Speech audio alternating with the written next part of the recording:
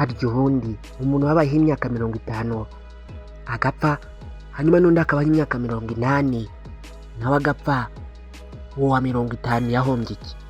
Tuvugisha ukuri, ibyo ari byo byose ushobora kudahita ubona igisubizo cya nyacyo, gusa wumva gupfa ku myaka 50 ari ibintu bibi nawe ubwawe utabyifuza. Ubanza atari gusa, ubanza hari ikintu kiri mu mubiri yacu gihora kitubwira yuko gupfa uyu munsi atari byiza, ko ikiza twazapfa ejo cyangwa mu myaka izaza, ariko uyu munsi atari byo. Kwiga, kurya neza, koga, kwambara neza, gukora cyane, gutunga amafaranga, gushaka umufasha, kubyara, byose bigamije ikintu kimwe: kugira ubuzima bwiza kugira ngo uzarambe. Ubundi usibye abantu bamaze kwiheba, bamaze gutakaza ubuzima bwabo mu mitwe yabo, ubundi nta wundi muntu wakwemera gupfa uyu munsi cyangwa se kwiya ku buzima birura. Nyamara ariko ibikorwa byinshi dukora nabyo bishobora kutwaka ubuzima, akenshi ntabwo tubitekerezaho kabiri. Niyo mpamvu uyu munsi twabateguriye ibintu abahanga bakozeho ubushakashatsi bakabona yuko bagereranyije ababikora n'abatabikora bigenda byongera ubuzima cyangwa se imyaka umuntu yari kuzaramba. Mbahaye ikaze muri iki kiganiro, unyemerere tubumbure uyu muzingo. Buriya wa mugani abakire si abantu. Bibaze yuko umukire ashobora kubaho indi myaka 20, umukene yarapfuye. Umuntu w'umukire cyangwa ufite amafaranga ahagije aba yiyongereyeho imyaka 20. Kugira icyo ukora mu buzima ni ingenzi, ariko gukora ikintu ukunda byo ni agahebuzo. Ngaho ibaze yuko umuntu ukora ikintu akunda cyangwa se akurikiye inzozi ze aba yiyongereyeho imyaka 15 ku myaka yari kuzamara. Birumvikana yuko gukora bigendana no kuruhuka, kandi kuruhuka urasinzira. Ngaho ibaze yuko iyo umuntu asinzirira ku masaha amwe buri gihe bidahinduka, uyu muntu aba yiyongereyeho amasaha 123 bihwanye n'iminsi 5110 igihe ari kuzamara. Kikaba cyongeye gutyo. Guhera mu bwana bwanjye rwose nakunze kumva bavuga rino jambo ngo useka aba yiyongereye igihe cyo kurama, ariko ntabwo nari nzi hano babikuye. Banza barabikuye hano. Umuntu ukunda guseka akaba yaseka inshuro zigera kuri 17 buri munsi aba yiyongereyeho imyaka 12. Ibaza aka kantu.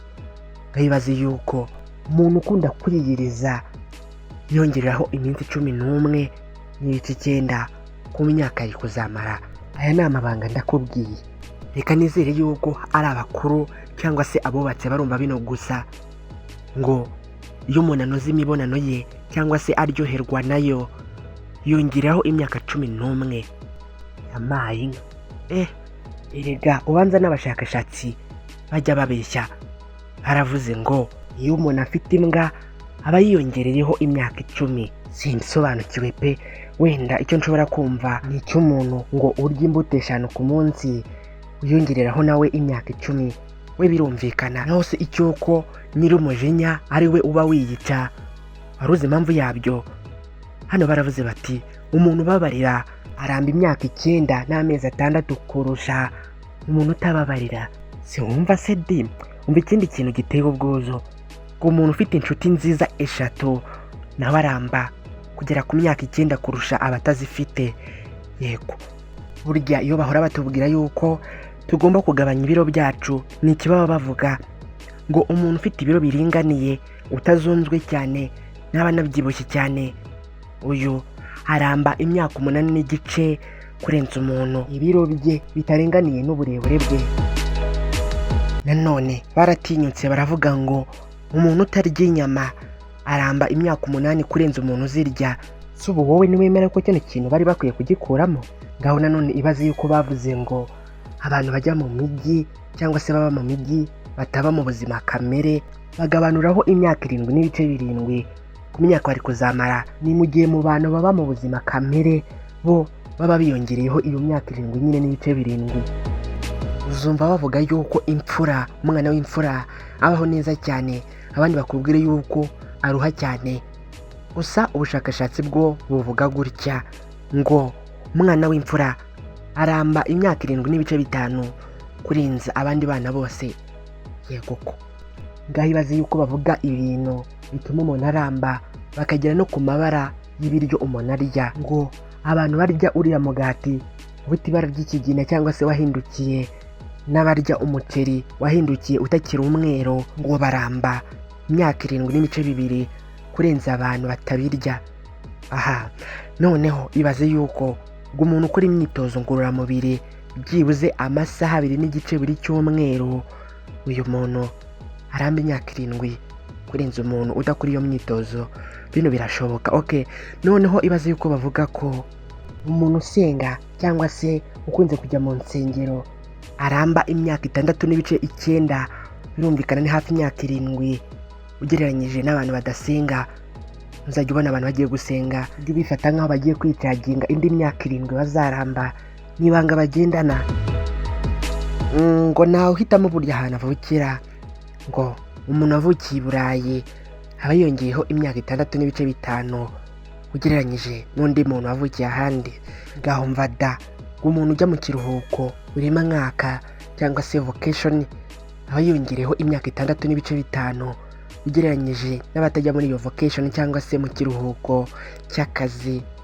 We noneho ibaze yuko wavukiye ahantu hashyuha, wavukiye ahantu hakonja, bataramba kimwe. Ibi wari ubizi? Kuri wowe ninde waramba cyane? Ibaze yuko ari wavukiye ahantu hari ikirere gishyuha.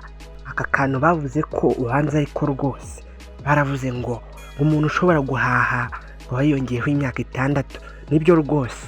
Noneho barongera baravuga ngo umuntu washatse cyangwa se ufite umufasha aba yiyongereyeho imyaka 5.7 ugereranyije n'utamufite. Barongera bati umuntu urya nk'Abayapani, Abayapani bakunda kurya amafi, umuceri, tofu ndetse n'imboga cyane, waba yongereyeho nawe imyaka 5.5. Noneho kano kantu ngiye kuvuga karibuze kugutangaza cyane. Ngibaze umuntu urya urusenda da, waba yongereyeho imyaka 5 ukongeraho n'amezi 6 ye, ngo uwo muntu byibuze agomba kuba arya urusenda inshuro 4 mu cyumweru. Njye najyaga mbona abantu bajya mu marushanwa bagataha bishimye cyane, nazi yuko bari kongeraho imyaka bazamara, ngo umuntu wagiye mu marushanwa akomeye by'umwihariko ngo akahavana igihembo aba yiyongereyeho imyaka 5.1. Kumbe bakundaga kuvuga yuko umukobwa aba aruta umuhungu.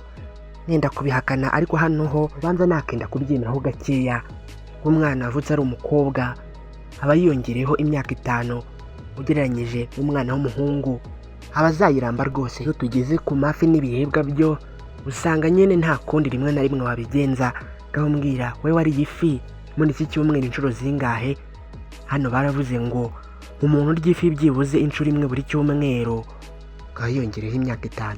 Tukiri ku byo kurya, ngo n'abantu buriya bakunda ka yogurt uburyo baba bisengereye nabo imyaka 4 y'inyongera bari kuzamara. Aha noneho ibaze yuko ngo umuntu ukunda kuvuga ngo nibyo, yego, ndabyemeye, sawa, komerezaho. Okay, nta kibazo. Akavuga utuntu nk'utwo twiza twa wawo, nice, tugaragaza yuko ibintu biri kujya mu murongo mwiza, nta kibazo gihari. Nawe ku myaka ye abasudiyeho imyaka 4 n'amezi 5 meza. Irino jambo nigeze kuryumva n'umwarimu, yarambwiye ati abarimu buriya bararamba cyane. Ntabwo nabyemeye, ariko hano banza nakenda kubyemera. Ubushakashatsi buti buriya abantu bigisha abana bato baba biyongereyeho imyaka 3 n'amezi 5. Cyakoze ngo buriya iyo ukora meditation uba wiyongereyeho nanone imyaka 3.1 ku myaka ari kuzamara. Iki cyo sinzi niba hari abantu benshi bagishobora, gusa niba no gusoma muri telefone cyangwa se gusoma message birimo nabo baba bazaramba. Ngo burya abantu basoma ibitabo cyane baba biyongereyeho imyaka 2.8. Hari utuntu bagiye bavuga umuntu akumva yanabasengerera. Wa mugani ni gute umuntu yaba yongerera abantu ubuzima cyangwa se atuma baramba we narambe? Muganga nawe ngo buriya aba yiyongereyeho imyaka 2.7. Gaho ni mujye kwa murokore mufate y'akantu rwose. Bibiliya iti kubyara bitera ababyeyi neza rwose, binatuma umubyeyi arama imyaka 2. Myiza iriho akadomo. none se kano kantu bavuze ku bantu barebare mwihorere, ariko reka mbivuge ngo burya abantu bagufi barusha abantu barebare imyaka 2 bazaramba ugereranyije nabo. Ngengabukungu nyine kawa nayo ntabwo burya yakwiburira ngo kawa umuntu yinywa buri munsi nayure aba yongereho umwaka umwe ukongeraho n'amezi 10. Cyakoze numva kano kantu ubanze wumve kino kiganiro kirangire ubone kwizimya, ko burya abantu bakunda gukoresha telefone baba bagabaniyeho umwaka umwe n'ibice 8 ku myaka bari kuzamara. Byumvikane yuko abatayikoresha baba bayongeyeho. Kumbe noneho ngo iyo ubaye mu isanzure, uri mu isanzure nyine uba wiyongereho umwaka umwe n'amezi 6 ku gihe wari kuzamara. Umva n'aka kantu ngo iyo ukora yoga ikongeraho umwaka umwe n'amezi 3 ku gihe wari kuzamara. Noneho biranyobeye, isi dusaba kuba seriye. None bo bati umuntu ugira ubwana bwinshi aba yiyongereyeho amezi 11. Wowe ibi wabyemerara? Ntacyo, reka twikomereze. Ararime cyangwa se kiriya gikoresho bakoresha kugira ngo kibabyutse, bamwe babishyira no muri telefone. Buriya nayo ifite ukuntu ngo ishobora kugucangamo amezi 5 yawe meza ukaramba, ariko ngo iyo ubyuka warayishyize kure takwegereye. Wakomeje kuvuga twibagirwa ikintu bita amazi. Amazi murabizi ni ubuzima, nayo ntabwo yakwiburira. Buriya amazi nayo ashobora kugucangamo amezi 4 n'ibice 7 ku muntu yanywa, ariko mbere yo kurya. Tukibireye ku byo kurya, buriya ngo umuntu ufite gahunda yo kurya idahinduka, tuvuge wenda ufite orere y'ibintu urya n'amasaha uriraho, icyo gihe uba wisengereye amezi 3 n'iminsi 4. Hari abantu bibuka kano kantu, ariko kurya no kuryama bitera ubuzima bwiza. Burya iyo wariye no kuryama biba bigiye gukurikiraho. Nanone bati umuntu ujya kuryama ahantu hateguye neza, icyumba cyo kuryamamo giteguye, aba yongereyeho amezi 2 n'iminsi 3. Abantu babikuyehera. Reka dukomeze. Ngo iyo wisimbukuruza mu gitondo, cyane cyane ngo uri kwiborosa, yongeraho iminsi 2. Ni murabyemera? Nanone bati iyo ushyira telefone yawe kure y'ahantu uryama ntigukurure, uba wiyongereyeho umunsi umwe n'amasaha 6.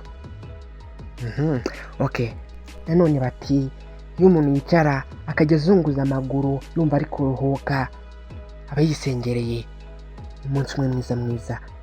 Natwe reka tugere ku musozo, ariko banza hari ikintu bibagiwe. Wowe ntacyo uri kwibukara? Nkeka ko bibagiwe Imana. Umuntu ufite Imana ashobora kumara imyaka 100. Mbifurije amahoro y'Imana mwese. Niba uri mushya hano cyangwa kino kiganiro cyagushimishije, ntiwibagirwe gukora subscribe. Nitwa Aimable Niyongira, unyemerere duhure ubutaha.